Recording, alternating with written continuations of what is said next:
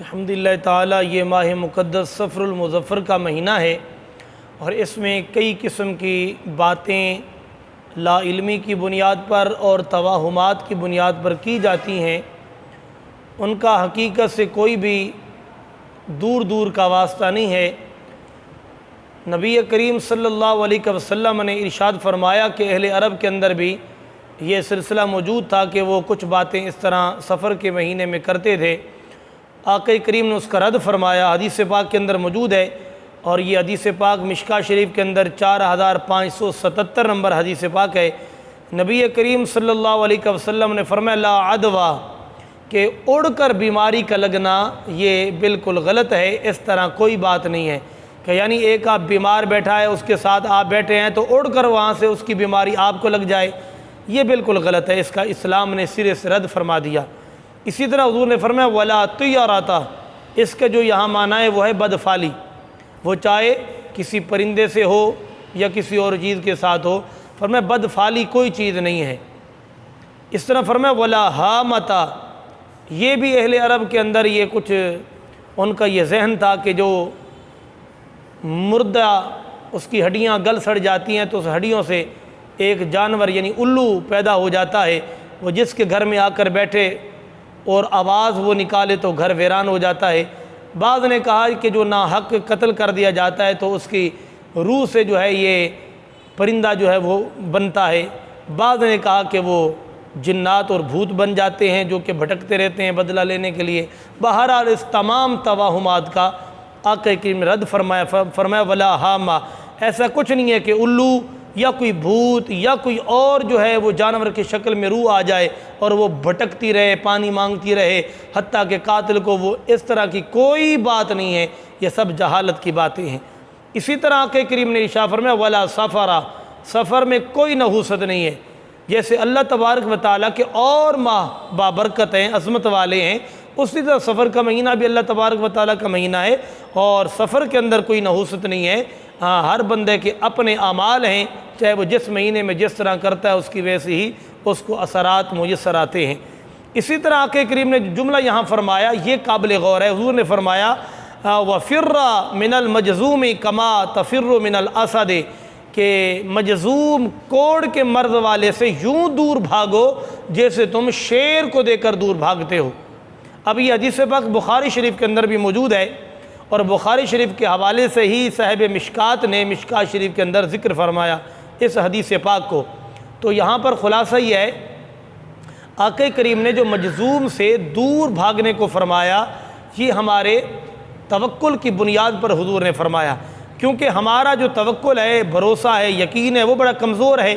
اس لیے کہ اگر ہم وہاں بیٹھیں گے اور ہماری قسمت میں بھی بیماری لکھی ہوئی ہے اور ہم بیمار ہو گئے تو ہم کہیں گے وہ فلاں مجزوم کوڑ والے کے قریب بیٹھے تھے تو اس لیے ہم بیمار ہو گئے۔ تو اس توہمات سے، اس وہم سے بچنے کے لیے، کیونکہ ہمارا توکل کمزور ہے، تو اس بنا پر آقا کریم صلی اللہ علیہ وسلم نے ارشاد فرمایا۔ لیکن اگر کسی کا توکل مضبوط ہو تو وہ بھلے بیٹھ جائے کوڑ والے کے ساتھ، کسی بھی بیمار کے ساتھ بیٹھ جائے، اللہ پہ بھروسہ کامل ہے تو کسی سے کوئی بیماری لا ادوا اڑ کر بیماری نہیں لگتی۔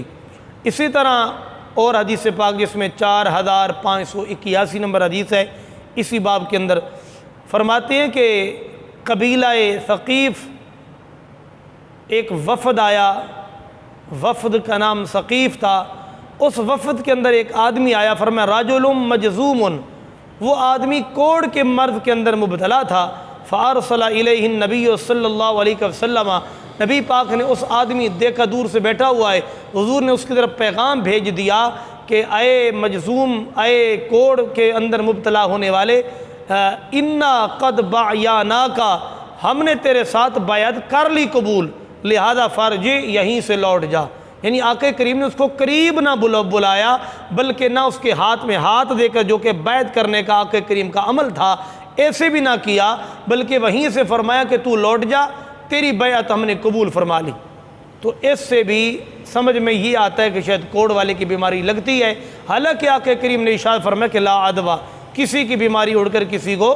نہیں لگتی۔ اس بنا پر بھی آقا کریم صلی اللہ علیہ وسلم کے اس فرمان کا یہی خلاصہ ہے۔ محدثین نے تشریحات کے اندر لکھا کہ امت کے اعتقاد اور امت کی بھلائی کے لیے آپ نے یہ کیا ہے تاکہ امت توہمات اور اس مختلف قسم کے وسوسوں سے محفوظ رہے، کیونکہ ان کا وہ یقین تو نہیں جو پیغمبروں کا یقین اور توکل ہوتا ہے۔ تو اس بنا پر آقا کریم صلی اللہ علیہ وسلم نے یعنی عوام جو اہل ایمان تھی ان کو احتیاط کی تعلیم دی۔ تو احتیاط جو ہے وہ اسلام کی روح کے خلاف نہیں ہے،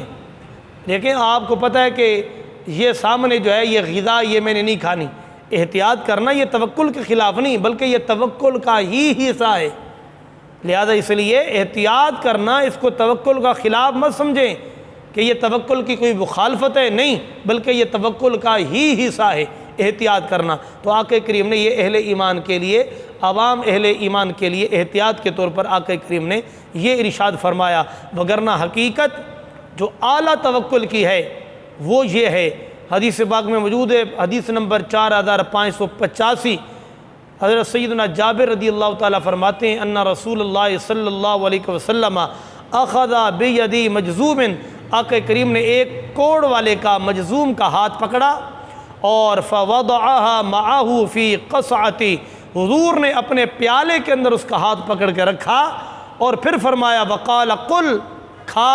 اس پیالے میں سے، اور ثقۃ باللہ، اللہ پہ بھروسہ کرو، وتوکلا علیہ، اور اسی پر ہی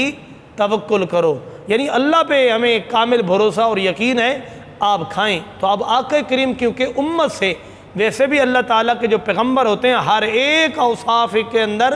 امت سے بالا تر اور بلند ہوتے ہیں، تو یہاں پر بھی توکل میں آقا کریم اتنے اعلیٰ ہیں، یقینی بات ہے۔ آپ نے مجذوم کا ہاتھ پکڑا اور اپنے پیالے کے اندر رکھ کر فرمایا کھا، اللہ پہ بھروسہ کر، اللہ تبارک و تعالیٰ کی ذات ببرکات بڑی پاورفل ذات ہے۔ اب اس میں اندازہ لگائیں، جب اپنی باری آئی تو آپ نے مجذوم کو ساتھ کھلایا، لیکن جب عوام کی اہل ایمان کی بات آئی تو آقا کریم نے ان کو احتیاط کا درس دیا، کیونکہ امت کا اس طرح کا توکل بھروسہ نہیں ہے جس طرح کی نعمت کے ساتھ اللہ تعالیٰ نے اپنے نبی کریم صلی اللہ علیہ وسلم کو نوازا ہے۔ تو لہذا احتیاط توکل کے خلاف نہیں ہے۔ باقی یہ سارا ذہن رکھنا کہ کوئی اس طرح کے ہڈیوں سے بھوت بن جاتے ہیں یا بیماری اڑ کر لگتی ہے، اس کی بالکل ممانت ہے۔ ہاں، اس زمرے کے اندر بعض ڈاکٹر حضرات بھی کہتے ہیں کہ فلاں فلاں جو بیماریاں ہیں اس سے احتیاط کریں، دوسرے کو لگ جائیں گی، تو یہ بھی توہمات ہیں۔ لیکن اس کا ایک جواب محدثین فرماتے ہیں کہ جس جگہوں پر آقا کریم نے منع فرمایا امت کو، یہ ممکن ہے کہ اس کی بیماری سے جو مادہ اس کی بیماری کا اس کے بدن کے اندر موجود ہے اس سے ہوا متعفن ہو جائے، اور وہ ہوا جب دوسرے کو چھوئے تو اس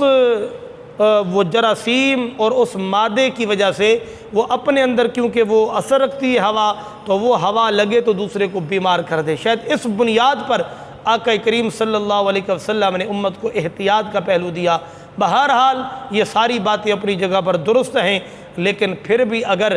کوئی بیمار کے ساتھ بیٹھنے سے بیمار ہو جائے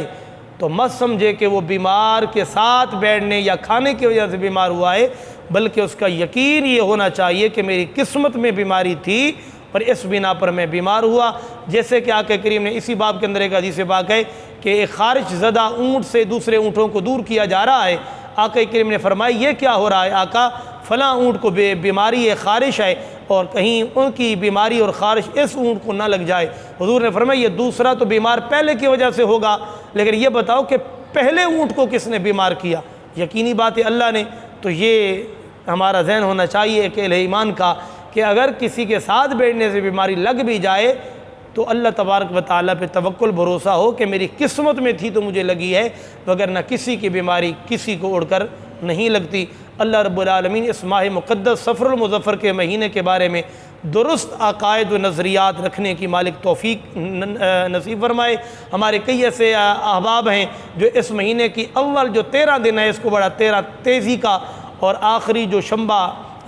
جو آخری جو بدھ ہے اربعہ، اس کے بارے میں بڑی خوشیاں لوگ وہ مناتے ہیں کہ یہ مہینہ گیا اور مصیبت سے جان چھوٹی۔ تو یہ سب جہالت کی باتیں ہیں۔ اللہ رب العالمین اپنے محبوب پاک کی عطا کردہ روشن تعلیمات کو سمجھنے کی اور اس پر اپنی زندگی گزارنے کی توفیق نصیب فرمائے۔